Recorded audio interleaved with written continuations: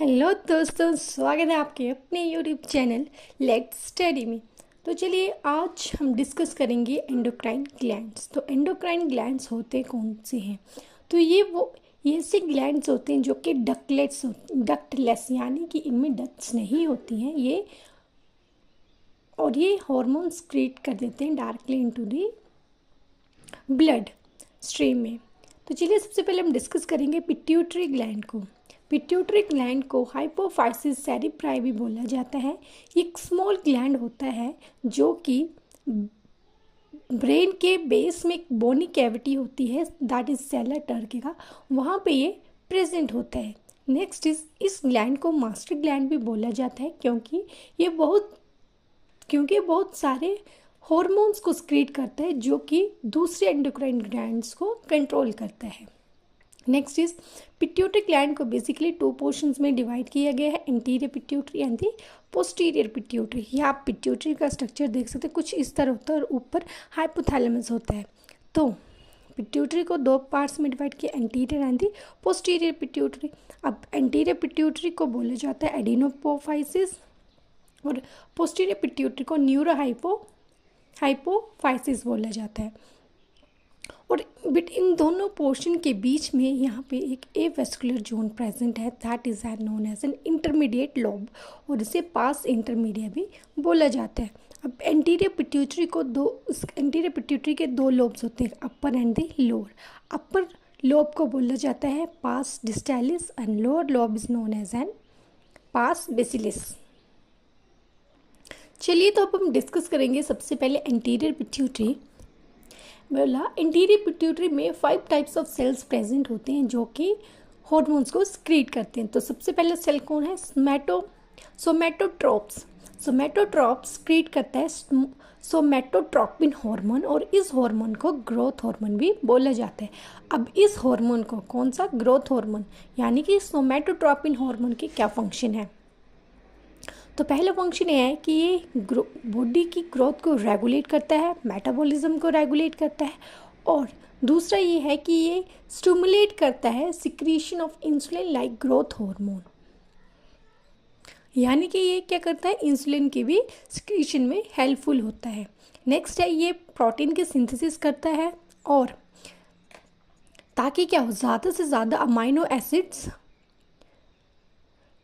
Protein की synthesis हो सके। नेक्स्ट इज ये क्या करता है?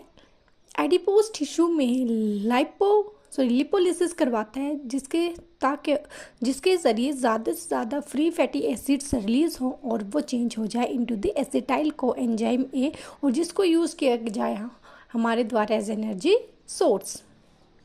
चलिए तो अब हम देखेंगे कि अब कौन कौन सी डेफिशिएंसीज हो सकती हैं ग्रोथ हार्मोन से। फर्स्ट इज ड्वार्फिज्म हो सकती है, जियांटिज्म हो सकती है। जियांटिज्म बेसिकली तब होती है अगर सोमैटोट्रोपिन हार्मोन की ओवर सिक्रीशन हो जाए। चलिए तो नेक्स्ट सेल है अब कॉर्टिकोट्रॉफ्स। कॉर्टिकोट्रॉफ्स क्रिएट करता है एड्रीनोकॉर्टिकोट्रॉफिक हार्मोन, और अब फंक्शन देखेंगे हम एड्रेनोकॉर्टिकोट्रॉफिक हार्मोन का। एड्रेनोकॉर्टिकोट्रॉफिक स्टिमुलेट करेगा एड्रेनल कॉर्टेक्स को कि ग्लूकोकॉर्टिकोइड्स को स्क्रीट करें, यानी कि एड्रेनोकॉर्टिकोट्रॉफिक ने इसको स्टिमुलस दिया और इसने क्या किया? ग्लूकोकॉर्टिकोइड्स को स्क्रीट आउट कर दिया। अगर हमें इस हॉर्मोन्स की डेफिशिएंसी हो जाए एड्रेनोकॉर्टिकोट्रॉफिक की, तो डेफिशिएंसी हो जाती है हमें एडिसन डिजीज़। चलिए तो नेक्स्ट है गोनेडोट्रोप्स। गोनेडोट्रोप्स बेसिकली स्क्रीट करता है 2 hormones, FSH and the LH। FS stand for the follicle stimulating hormone and the luteinizing hormone. Next is अब हम देखेंगे कि FSH हार्मोन का क्या फंक्शन होता है। बेसिकली FSH जो है वो ओव्यूरिन फॉलिकल की डेवलपमेंट करता है, और ये स्पर्मेटोजेनेसिस को भी रेगुलेट करता है in the testis. Next is LH ovulation करवाता है और ओवरी में कॉर्पस ल्यूटम की फॉर्मेशन भी करवाता है। Next is luteinising hormones, oestrogen progesterone hormones की भी प्रोडक्शन करवाता है ओवरी में, और टेस्टिस में टेस्टोस्टेरोन की प्रोडक्शन करवाता है। Next is thyrotropes. Thyrotropes create करता है थायरॉइड स्टिमुलेटिंग हार्मोन को, या फिर इसको थायरोट्रॉफिन भी बोला जाता है। अब फंक्शन क्या है थायराइड स्टिमुलेटिंग हार्मोन को, तो thyroid stimulating hormone thyroid gland के ऊपर एक्ट करेगा और T3 और T4 यानी कि ट्राईआइडोथायरोक्सिन और थायरोक्सिन की सिक्रीशन करवाएगा। Next is lactotrophs. Lactotrophs create करता है प्रोलैक्टिन हार्मोन जो कि स्टिमुलेट करता है मेमरी ग्लैंड की प्रोलिफरेशन को और मिल्क फॉर्मेशन में हेल्पफुल होता है। Next is मिलेनोट्रॉफ्स। समटाइम्स क्या होता है कॉर्टिकोट्रॉफ्स जो है वो मिलेनोट्रॉफिन की तरह एक्ट करना स्टार्ट कर देते हैं और जो कि हेल्पफुल होता है मेलानिन को सिक्रीट करवाता है जिसका काम होता है कि बॉडी को कलरेशन देना, बॉडी टोन देना। तो नेक्स्ट तो अब हमने देख लिया कि एंटीरियर पिट्यूटरी से ये हार्मोन्स निकलते हैं। तो हाइपोथैलेमस का क्या फंक्शन है, वो क्या कर रहा है। तो चलिए हम देखते हैं हाइपोथैलेमस के बारे में। बेसिकली हाइपोथैलेमस सिक्रीट करता है 5 रिलीजिंग हार्मोन्स को। एंटीरियर पिट्यूटरी में क्या हो रहा है कि सेल्स के द्वारा उनको स्टिमुलस मिल रहा था, बट यहाँ पे हार्मोन्स ही सिक्रीट करेगा हाइपोथैलेमस। तो सबसे पहले हम डिस्कस करेंगे somatotropin releasing hormone. Somatotropin releasing hormone secrete करेगा ग्रोथ हार्मोन्स को बाय द सोमैटोट्रोप्स, यानी कि ये हार्मोन्स इसको सिग्नल देगा सोमैटोट्रोप्स को कि क्या सिक्रीट करे, ग्रोथ हार्मोन को सिक्रीट करे। नेक्स्ट थायरोट्रोपिन रिलीजिंग हार्मोन, ये हार्मोन TSH की सिक्रीशन करवाएगा by the thyrotropes. Next is gonadotropin releasing hormone, ये FSH और LH की सिक्रीशन करवाएगा बाय द गोनेडोट्रोप्स, यानी कि कॉर्टिकोट्रोपिन रिलीजिंग हार्मोन ये स्टिमुलेट करवाएगा, ये सिक्रीट करवाएगा adrenocorticotropic hormone by the corticotropes, और प्रोलैक्टिन रिलीजिंग हार्मोन क्या करवाएगा, प्रोलैक्टिन की सिक्रीशन करवाएगा बाय द लैक्टोट्रोप्स। यानी कि यहाँ पे क्या है, मान लीजिए यहाँ पे क्या है हाइपोथैलेमस और ये आपकी एंटीरियर पिट्यूटरी है। तो यहाँ पर क्या हार्मोन्स जो होंगे वो क्या सिक्रीट होंगे, यहाँ पे हार्मोन्स का क्या हो रहा है, यहाँ से रिलीजिंग हार्मोन निकलेगा और यहाँ पे सेल्स होंगे वो स्टिमुलेट करवाएंगे ताकि फर्दर हार्मोन्स निकले और आगे फर्दर टारगेट सेल तक पहुँचे। तो चलिए अब हम डिस्कस करने जा रहे हैं, इम्पॉर्टेंट है जो कि आपके पेपर के लिए, that is in hypothalamic and hypophyseal portal system.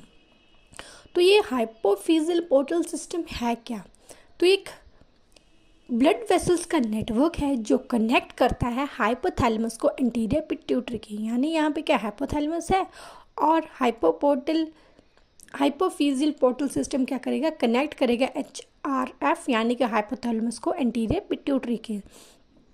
Basically अब ये हाइपोफिजियल पोर्टल सिस्टम में इसका फंक्शन क्या है, जो हार्मोन्स हाइपोथैलेमस में प्रोड्यूस हुए हैं वो क्विकली मतलब जल्दी से जल्दी कहाँ पहुँच सके, एंटीरियर पिट्यूटरी तक पहुँच सके और एंटीरियर पिट्यूटरी से फर्दर टारगेट ऑर्गन्स तक पहुँच सके। तो चलिए अब हम देखते हैं कि कैसे इसका फंक्शन रहता है। तो ये हाइपोथैलेमस है, यहाँ से न्यूरोसिक्रेटरी न्यूरॉन्स क्या करेंगे, सिक्रीट करेंगे हार्मोन्स को। न्यूरोसिक्रेटरी न्यूरॉन्स से क्या होंगे, हार्मोन्स को रिलीज आउट होंगे। तो ब्लड जो है वो एंटर करेगा हाइपोथैलेमस, ये मतलब यहाँ मतलब ये नज़दीकी हो गया, मैंने थोड़ा नीचे बनाया, आप इसको थोड़ा यहाँ ऊपर बना सकते हैं। तो हुआ क्या कि ब्लड ने एंटर किया हाइपोथैलेमस से, कहाँ से एंटर करेगा, इंटरनल कैरोटिड से एंटर करेगा और वो ब्रांच हो जाएगा into the superior hypophyseal artery, यानी कि वो इंटरनल कैरोटिड में कन्वर्ट हो गया सुपीरियर हाइपोफिजियल, आगे ये आर्टरी होती है, ये इससे ब्लड चला जाता है और ब्लड चला गया, अब ये हार्मोन्स भी यहाँ पहुँच गए हैं, ब्लड में आ गए हैं हार्मोन भी। तो ये जो सुपीरियर हाइपोफिजियल आर्टरी है ये डिवाइड कर जाएगी, ये फॉर्म कर देगी प्राइमरी कैपिलरी प्लेक्सिस। अब ब्लड प्राइमरी कैपिलरी प्लेक्सिस में भी है और उसमें हार्मोन भी है। फिर प्राइमरी कैपिलरी प्लेक्सिस से ब्लड जाएगा हाइपोफाइजियल पोर्टल वेन में चला गया। अब उसमें याद रखिए इसमें हार्मोन भी है। अब वो ब्लड एंटर कर गया सेकेंडरी प्लेक्सिस में, सेकेंडरी प्लेक्सिस में अब ब्लड प्रेजेंट है और हार्मोन भी है। तो वो यानी कि कहाँ पहुँच गया, एंटीरियर पिट्यूटरी में पहुँच गया। अब यहाँ पे नीचे एक हाइपोफिजियल वेन होती है, इस वेन के ज़रिए हार्मोन जो है वो टारगेट ऑर्गन्स तक पहुँच जाता है। तो जैसे कि इसकी मैंने एक्सप्लेनेशन लिखी हुई है। तो सबसे पहले क्या हुआ, ब्लड आया इंटरनल कैरोटिड से, फिर वो ब्रांच हो गया into the superior hypophyseal artery में, उसने प्राइमरी कैपिलरी प्लेक्सिस बना दी। अब हार्मोन्स रिलीज आउट हो गए हैं वहाँ से, हाइपोथैलेमस से, तो वो ब्लड के साथ मिल गया है हार्मोन। तो फिर वो ब्लड कहाँ पहुँच गया, प्राइमरी कैपिलरी प्लेक्सिस से, प्राइमरी कैपिलरी प्लेक्सिस से सेकेंडरी प्लेक्सिस में पहुँच गया। सेकेंडरी प्लेक्सिस के बाद वो हाइपोफिजियल वेन होती है, उसके ज़रिए वो हार्मोन ब्लड में है वो टारगेट टिश्यूज़ तक पहुँच जाएगा with help of an blood. तो चलिए अब हम डिस्कस करेंगे पोस्टीरियर पिट्यूटरी। सबसे पहले हमने एंटीरियर पिट्यूटरी को डिस्कस कर लिया था। तो चलिए अब देखते हैं पोस्टीरियर पिट्यूटरी। पोस्टीरियर पिट्यूटरी को न्यूरो हाइपोफाइसिस भी बोला जाता है। ये अपने हार्मोन्स खुद सिंथेसाइज नहीं करती है, यानी कि यहाँ हार्मोन सिंथेसाइज नहीं होंगे, जैसे कि एंटीरियर पिट्यूटरी में हो रहा था कि सेल्स जो है वो सिक्रेट कर रहे थे hormones, but in case of hair ऐसा नहीं होता है।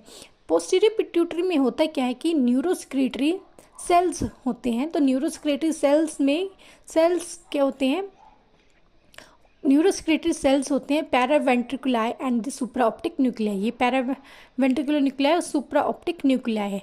तो ये क्या करते हैं, ये जो दोनों है पैरावेंट्रिकुलर और सुप्रा ऑप्टिक, ये दोनों क्या करते हैं, ये हार्मोन्स को सिंथेसाइज करते हैं। कौन से हार्मोन्स को, ऑक्सीटोसिन और एन एंटी ड्यूरेटिक हार्मोन को सिंथेसाइज करता है।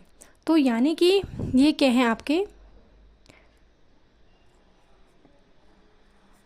ये आपके पैरावेंट्रिकुलर न्यूक्लियाई है और ये सुपर ऑप्टिक न्यूक्लियाई है। इसके अंदर क्या है, हार्मोन्स है।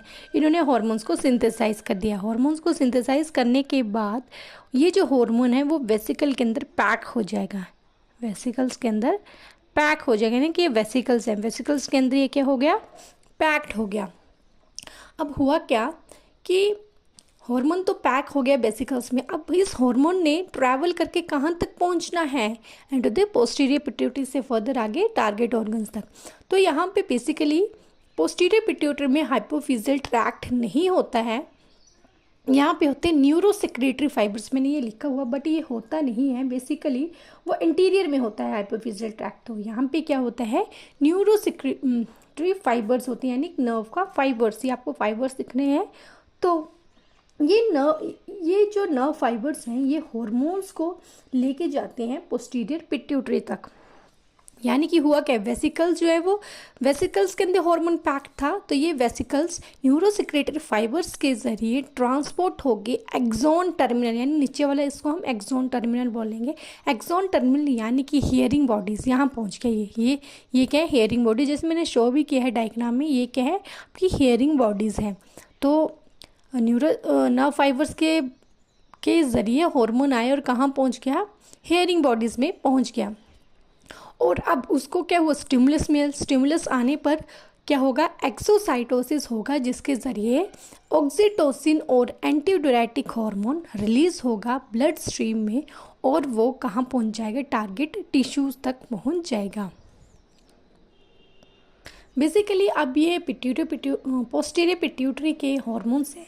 तो पहला है ऑक्सीटोसिन एंड दी ADH को वैसोप्रेसिन भी बोला जाता है। तो बेसिकली ऑक्सीटोसिन क्या करता है, ये स्मूथ मसल्स की कॉन्ट्रैक्शन करवाता है ड्यूरिंग द चाइल्ड बर्थ, और ये क्या करता है, मिल्क इंजेक्शन में भी हेल्पफुल होता है। और ADH ये बॉडी वाटर को कंजर्व करके रखता है बाय डिक्रीजिंग द यूरिन की वॉल्यूम को, और ब्लड प्रेशर को रेज करता है by constricting the arterioles. That's all for the today. Please video को शेयर करें, लाइक करें और चैनल को सब्सक्राइब करें। तो चलिए अब हम मिलेंगे नेक्स्ट वीडियो में, जिसमें हमारा नेक्स्ट टॉपिक होगा थायराइड ग्लैंड। प्लीज़ चैनल को सब्सक्राइब कीजिए।